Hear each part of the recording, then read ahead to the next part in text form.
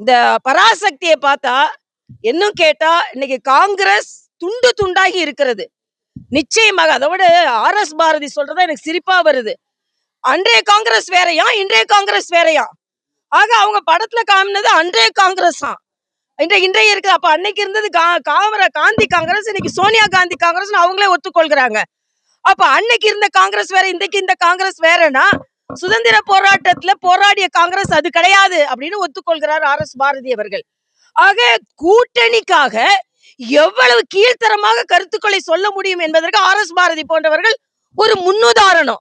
ஆக இன்னைக்கு அன்னைக்கு காங்கிரஸ் இல்ல, அது மாதிரி அன்னைக்கு திமுக கிடையாது.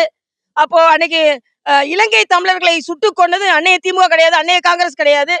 இப்படியே நீங்க சொல்லிக்கொண்டே போங்க. ஆனா திராவிட முன்னேற்ற கழகம் தங்களுக்கு எப்படி இருக்கணுமோ அதே மாதிரி சரித்திரத்தை மாற்றுவார்கள் என்பதற்கு ஆர்.எஸ். பாரதி போன்றவர்கள், அது மாதிரி அண்ணன் துரைமுருகன் 1000 ரூபாய் கொடுக்கறோம் 3000 ரூபாய் கொடுக்கறோம் ஓட்டு போட்டுருங்க. ஆக நீங்க 3000 ரூபாய் கொடுக்கறது நாட்டுக்காக இல்ல, மக்களுக்காக இல்ல, ஓட்டுக்காக என்று நீங்களே வெளிப்படையாக சொல்லிக் கொண்டிருக்கிறீர்கள்.